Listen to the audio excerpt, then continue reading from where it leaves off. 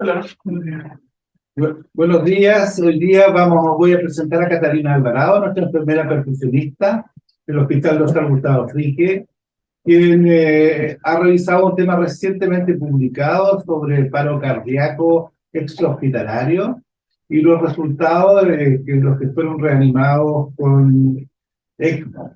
Esto es un trabajo que ella ha hecho desde hace ya mucho tiempo. Estábamos trabajando tanto en shock como en paro y en reanimar pacientes complejos, especialmente después de la pandemia. Así que este trabajo, que fue publicado hace alrededor de un mes, habla un poco de cuáles son los resultados de este tipo de reanimación.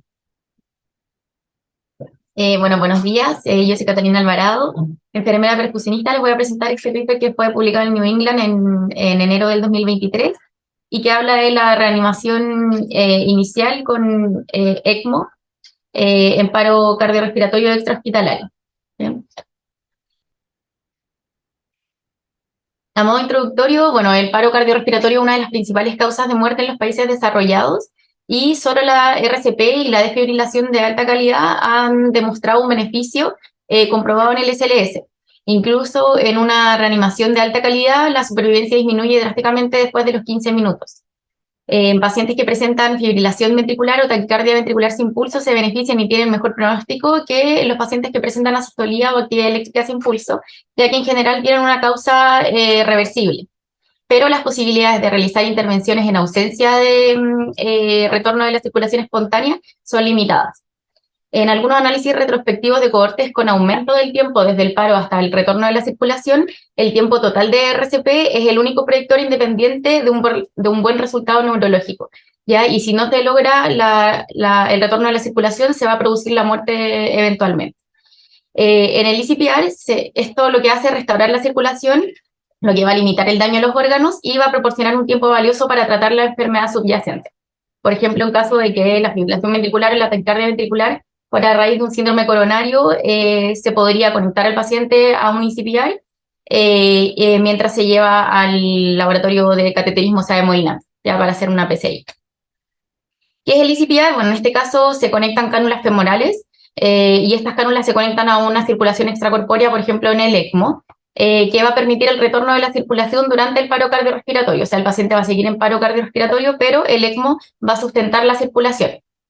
Esto nos va a permitir dar tiempo para el tratamiento del trastorno subyacente y si el ICPR no ha tenido datos todavía sobre la rentabilidad y el impacto en la calidad de vida de este procedimiento y por lo tanto no está estudiado bien cuáles son los costos versus las ganancias en años de calidad de vida. Pero normalmente son pacientes jóvenes que aún les queda mucho todavía por vivir y por lo tanto eso es como algo que se tiene que estudiar. La evidencia del ICPR no es aún concluyente y las pautas actuales sí lo que dicen es que el ICPR debe considerarse como una terapia de rescate para aquellos pacientes en los que las medidas iniciales de ACLS no tienen éxito o para facilitar intervenciones específicas. Acá hay un poco una imagen de cómo funciona el ICPR. En este caso es un paciente que presenta un paro cardiorrespiratorio extrahospitalario, que puede ser en su casa, en la calle, en su trabajo, en donde va a asistir las unidades de emergencia como el SAMU, ¿ya? O sea, los equipos de emergencias como el SAMU van a iniciar el ACLS, que en este caso debiese ser un paro presenciado para que el paciente sea candidato a una conexión a ICPR.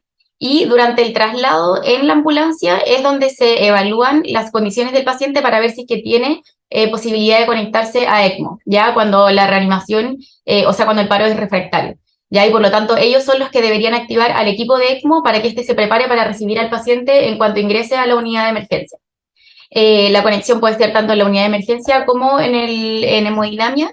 Y lo que sí es que en la imagen del lado derecho podemos ver que es un proceso bastante caótico. Existe el equipo que está reanimando al paciente con ACLS, más el equipo de ECMO, en donde ingresa o un cardiocirujano o un anestesista intensivista a instalar las cánulas femorales en el paciente, mientras se continúa con la reanimación que normalmente se hace con mecanismos automáticos como el Lucas, ¿ya? Eso es lo que está indicado en la realidad. ¿Ya? Y por lo tanto tenemos aquí muchos actores que van a estar alrededor del paciente, cada uno haciendo su labor y eso tiene que estar muy definido y protocolizado. Existen dos ensayos controlados aleatorios recientes, ¿ya? Tenemos el ARRES, que se publicó en el año 2020 y que la verdad es que demostró superioridad de la ECPR en pacientes con paro cardiorrespiratorio extrahospitalario. Y por otra parte tenemos un estudio que se hizo en Praga que tuvo que ser detenido como previamente, o sea, tempranamente, debido a que demostró futilidad de la ECPR en los análisis de acuerdo a los criterios que ellos pusieron.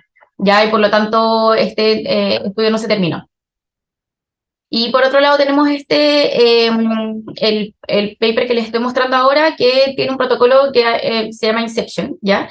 Y que lo que busca fue evaluar el DCPR en comparación con la RCP convencional. Con respecto a la supervivencia a los pacientes a 30 días, ahí les voy a mostrar bien en cuántas veces lo evaluaron, y con un resultado neurológico favorable, en pacientes con PCR extrahospitalarios refractarios con arritmias ventriculares iniciales. ¿Cuál fue el diseño? Bueno, el objetivo primario, ellos se preguntaron pues, si es que puede el inicio temprano del ICPR conducir a una mejor tasa de supervivencia a los 30 días con un estado neurológico favorable, ya que lo definieron con una puntuación de 1 a 2 con la escala de CPC. ¿Ya? Es un ensayo multicéntrico controlado aleatorizado que incluyó 10 centros cardiovasculares y 12 servicios médicos de emergencia de los Países Bajos. De estos centros, habían centros que tuvieron alto volumen y bajo volumen de pacientes. Los pacientes fueron reclutados entre mayo del 2017 hasta febrero del 2021 y fueran pacientes menores de 70 años con paro cardiorrespiratorio extrahospitalario, refractarios a la terapia, ¿ya? Hubo 2 pausas en el ensayo durante el brote de coronavirus del 2020 y 2021, que lo podemos ver en el gráfico de acá arriba. Estos fueron los centros que se fueron sumando, y si bien existieron pausas, no se descontinuó el seguimiento de los pacientes que ya tenían enrolados, ¿ya? Pero sí hubo pausas en el ingreso de los pacientes. No hubo un protocolo de prueba específico, ¿ya? Esto quiere decir que de estos 10 centros cardiovasculares y de los 12 servicios médicos de emergencia, ellos utilizaron sus propios protocolos de reanimación, y si bien se establecieron los criterios de inclusión y de exclusión para el ICPR, ellos ya tenían protocolos existentes, por lo cual también fueron siguiendo sus propios protocolos. Ya no fue un protocolo estandarizado para todos los centros. Y la ubicación del inicio del ICPR, o sea, la instalación de las cánulas, fue mixta. Fue tanto en el servicio de urgencias como hemodinamia en los distintos centros, y las personas que canularon fueron tanto cirujanos, cardiólogos intervencionales o intensivistas. El modelo del estudio, más que nada, esta imagen, diagrama que tenemos acá, es para ver un poco los tiempos, ¿ya? Porque tenemos un tiempo 0, un tiempo 1, 2, 3, 4, midieron varios tiempos, desde el inicio del paro, que debía ser presenciado, hasta que llega el servicio, o sea, el equipo del SAMU. Después, cuando el servicio del SAMU ya se lleva al paciente desde el lugar del paro en camino hacia el hospital, y es en este momento, en el traslado, en donde se evalúan criterios de exclusión. Por ejemplo, paciente mayor a 70 años, que su ritmo inicial no fuera una arritmia ventricular, que no fuera presenciado, o que dentro de los primeros 15 minutos el paciente presentara retorno a la circulación espontánea. Y luego llega la admisión ya al hospital, y ahí se hacía la randomización y se veía si que iba a ICPR o a reanimación cardiopulmonar convencional, ¿ya? Después de eso evaluaron ya resultados a 30 días, 3 meses, 6 meses y 12 meses después del alta. Los criterios de inclusión fueron pacientes mayores de 18 o igual a 18 años, menores o igual a 70 años, que fuera un paro cardiorrespiratorio extrahospitalario presenciado, y que el ritmo inicial fuera una fibrilación ventricular o taquicardia ventricular. Dentro de los criterios de exclusión tenemos que hubiese dentro de los primeros 15 minutos de RCP, insuficiencia cardíaca terminal, clase 3-4, enfermedad pulmonar grave, enfermedad oncológica diseminada, embarazo evidente, sospecha de embarazo, cirugía de derivación femoral bilateral o contraindicaciones conocidas para el ICPR. Recordemos que se canula a través de las arterias y venas femorales. Una escala, o sea, un estado ya conocido de una escala de CPC categoría 3-4, y por lo tanto que ya no pudiera ser eso reversible. Limitaciones conocidas o orden de no reanimar.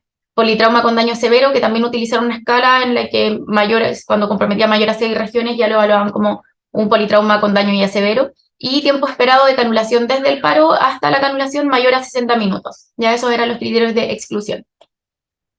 El outcome primario que ellos evaluaron fue la supervivencia con un resultado neurológico favorable, definido con una puntuación de categoría de rendimiento cerebral, o sea, la CPC score, que es de 1 a 2 a los 30 días.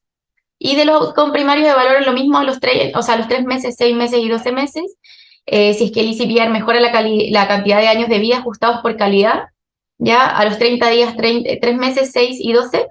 Si es que hay alguna diferencia en el motivo de la interrupción del tratamiento entre los grupos de tratamiento y cuál es el tiempo de regreso de la circulación espontánea. ¿Cómo se hizo la aleatorización? En este estudio, bueno, ingresaron primero 160 pacientes entre 18 y 70 años, y de estos 26 fueron excluidos por distintas razones, ¿ya? Y por lo tanto 134 fue la población incluida con intención de tratar, ¿ya? 70 de ellos fueron a tratamiento con ECPR, o sea, con ECMO, y 64 recibieron terapia de reanimación cardiopulmonar convencional. Este diagrama está un poquito más completo, ¿ya? De los 70 pacientes que fueron a ECPR, de ellos 18 no se inició el ECPR, tanto porque fue como, estaba fuera ya de rango como que fuera a ser útil, ¿ya? Por lo tanto no se conectó. Hubo problemas de logística en 3 pacientes, se descartó en 2 pacientes, hubo problemas de logística en 3 pacientes, y se estableció recuperación de ritmo en 13 pacientes. Y por lo tanto, de estos pacientes, algunos se fueron a la UCI, fallecieron en la UCI, otros estuvieron más prolongados en la UCI. Entonces, de los que realmente se conectaron fueron 52 pacientes, y de estos tuvieron problemas técnicos en 6.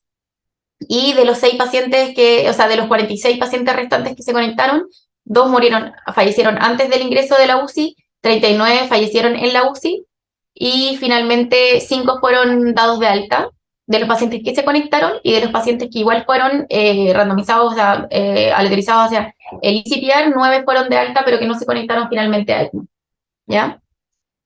Y de los pacientes que fueron, que les tocó reanimación cardiopulmonar convencional, 3 de ellos sí iniciaron ECPR, ¿ya? Por indicación médica, y de ellos ninguno fue dado de alta. Y hay de los pacientes que se les hizo reanimación cardiopulmonar convencional, 9 recuperaron ritmo propio en la unidad de emergencia, previo a la unidad de emergencia, o sea, durante el traslado, ¿ya? Y 11 en la unidad de emergencia. Ya del total de ellos, o sea, de los 61, 8 más 5, o sea, 13 fueron dados de alta. ¿Ya? Igual fueron poquitos pacientes finalmente los que fueron dados de alta, ¿ya? Y de los que realmente se conectaron a ECPR. Dentro de los resultados, bueno, finalmente igual se evaluaron 70 pacientes en ECPR y 64 pacientes en terapia convencional. Ya de esto, la verdad es que dentro de las características de la población son bastante similares. Tenían entre 54 y 57 años en la terapia convencional, principalmente el 90% y el 89% fueron pacientes masculinos, ¿ya? Y el primer ritmo fue desfibrilable, ¿ya? En el 99 y el 98% respectivamente. En lo mismo, 97 y 98% fueron paros presenciados, y el 99 y 95% la reanimación comenzó antes de los 5 minutos desde el paro. De las causas, la causa principal que se encontró fue infarto al miocardio, ¿ya? Y de la historia médica, o sea, de las comorbilidades que tenían los pacientes, principalmente pudimos encontrar hipertensión, hipercolesterolemia y que tenían tabaquismo activo, ¿ya? Pero también habían otras. De los intervalos de tiempo, que fue lo que se evaluó, que les mostré que tenían un tiempo 0, un tiempo 1, un tiempo 2, lo que destacaba mayormente es que el tiempo desde el paro hasta el transporte, o sea, desde que ya llegó el equipo del SAMU y inició el transporte hacia el hospital, tuvieron 21 fueron 67 pacientes y 55 en el otro, y fueron 21 minutos más 9 para el ICPR y 25 minutos más 9 para la terapia convencional. Y esto lo vamos a ver después, que es un poco más largo de lo que se presentaba en otros 2 estudios, que son los que les dije, el ARRES y el de Praga. Y otro tiempo que es destacable es el tiempo desde el paro hasta el retorno de la circulación, o sea, el retorno del ritmo, con 43 minutos más menos 20 y 49 minutos más menos 19. ¿Ya? Desde la llegada al hospital hasta la canulación de los pacientes que fueron a ECPR, fueron entre 11 a 22 minutos, ¿ya? O sea, igual la canulación fue bastante rápida. Y de los pacientes, desde que ya se instaló el flujo del ECMO, desde el paro hasta el flujo del ECMO, que eso no debería superar la hora, fueron entre 68 a 87 minutos. Dentro de los outcomes que ellos pudieron evaluar, bueno, el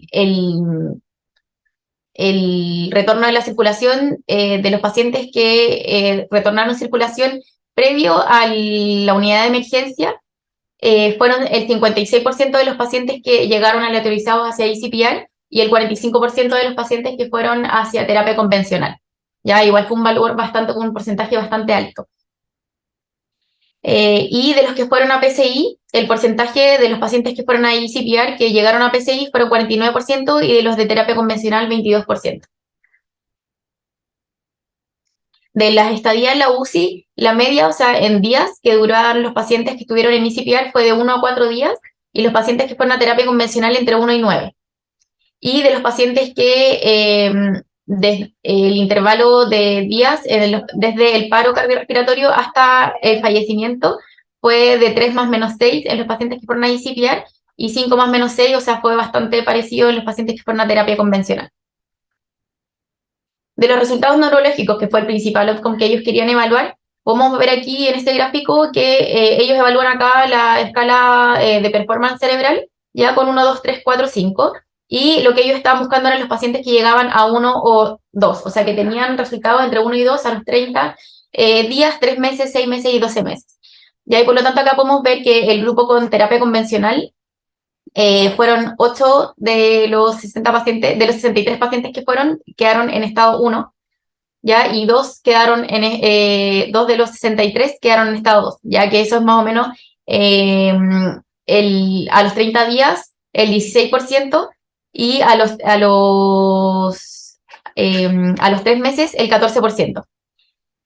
Y en el grupo de ICPR podemos ver que a los 30 días los pacientes tuvieron una performance cerebral, o sea, favorable entre 1 y 2 del 20%, ya en comparación con el 16%. Si bien no es significativamente relevante, igual es favorable para la ICPR, ¿ya?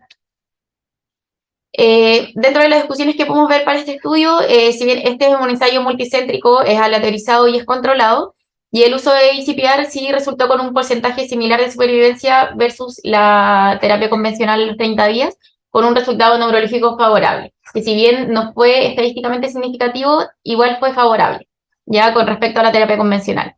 El ARRES, que es este estudio previo que sí finalizó, ya demostró la superioridad del ICPR versus la terapia convencional, con un 43% de sobrevida versus un 7% de sobrevida. Ahora, este estudio es multicéntrico, mientras que el ARES fue un solo centro, ¿ya? Y por lo tanto también el volumen de pacientes de cada uno de estos centros fue menor que lo que tuvo el mismo centro del ARES, ¿ya? El tiempo entre el ingreso hospitalario y la canulación fue de 16 minutos, y entre el inicio de la canulación y el inicio del ECMO fue de 20 minutos, ya que son tiempos más largos de lo que tuvieron tanto el ensayo de ARES como el ensayo de Praga, que si bien no finalizó, fue más por motivos de los criterios que ellos impusieron en el estudio.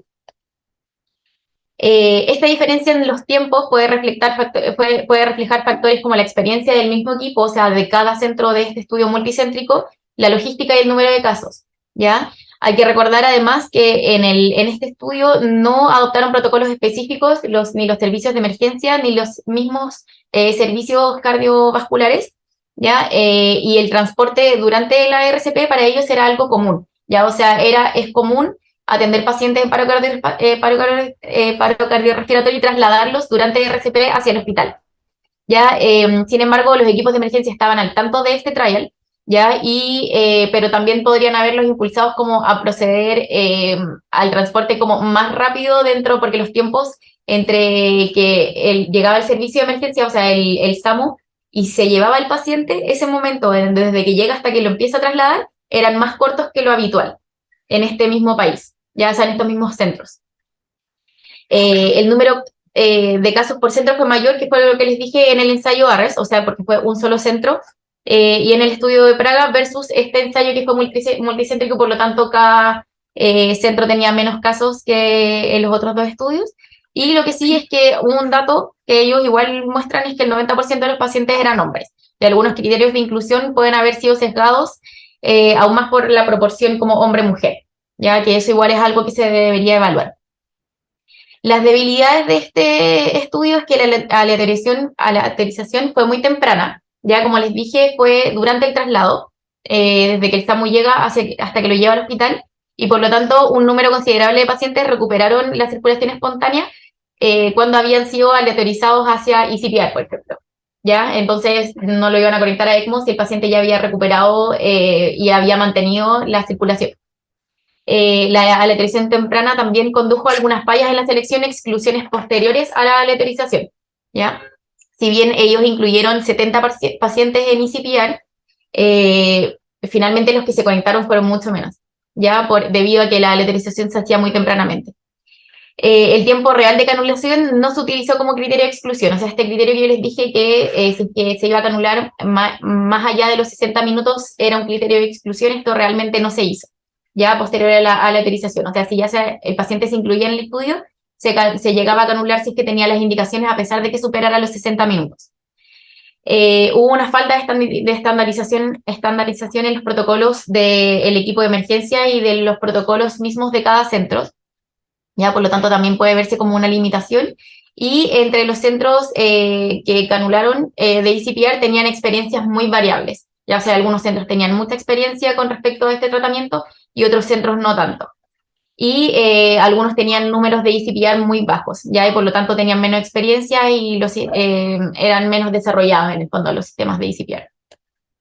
Como conclusión, el potencial de la ECPR en un entorno apropiado puede parecer evidente, o sea, por ejemplo, que es lo que demostró el ARES, que tienen alta experiencia y que tuvieron un volumen alto de pacientes. Ellos demostraron que es viable y que es más favorable que la terapia convencional. Sin embargo, los hallazgos sugieren que la reproducción de esto no es evidente cuando se implementa como pragmáticamente, ya incluso en centros cardioquirúrgicos de alto volumen, si es que no tienen tanta experiencia en el uso de la ECPR, ya sobre todo en paro cardiorrespiratorio extrahospitalario, donde el paciente ya viene desde una reanimación previa, ¿ya?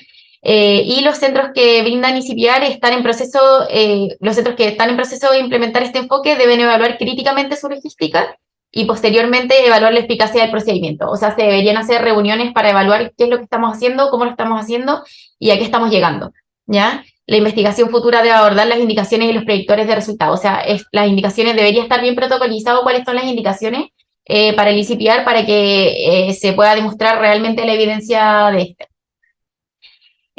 La verdad es que estas son las mismas conclusiones. Ya finalmente este ensayo demostró que la ECPR y la RCP convencional tuvieron efectos similares en la supervivencia y en los resultados a los 30 días, pero sí tuvieron resultados favorables en la parte neurológica, más en la parte los pacientes que recibieron ECPR que los pacientes que recibieron terapia convencional, pero no es estadísticamente significativo. Muchas gracias. Y como último, quiero dejar sobre la mesa que quizás esto es un paso siguiente. En este gráfico nosotros podemos ver que la ECPR sí tuvo un descenso desde el año 2020 debido a la pandemia, pero que ya en este momento se puede retomar. Y existen varios estudios que han demostrado el uso del ECPR, no solo como reanimación, sino como también un posible candidato a ser donante de órganos. ¿Ya? Y por lo tanto esto también obviamente requiere cambio de políticas públicas, pero se hace en algunos países como en España. Y hay hartos estudios que están avanzando como para demostrar que aumenta efectivamente la cantidad de donantes. ¿Ya? Y por lo tanto es algo que les puedo dejar sobre la mesa. Bueno, Gracias. Gracias Catalina. Bueno, yo creo que este estudio es bastante importante porque desde la pandemia en adelante hay muchos equipos de ECMO en Chile. Han aparecido en prácticamente todos los centros numerosos equipos de ECMO que hicieron ECMO veno-venoso, pero pasar del ECMO veno-venoso al veno arterial no es un problema tan serio. El tema es que para el paro cardiorrespiratorio se te requiere una red que funcione muy bien. Y en particular, el SAMU es indispensable para que esto tenga buenos resultados. La coordinación entre el SAMU, como hacemos con Código Infarto acá en el Hospital Gustavo Fricke, con hemodinamia o los equipos perfusionistas, incluyendo los cirujanos, y los anestesistas es fundamental.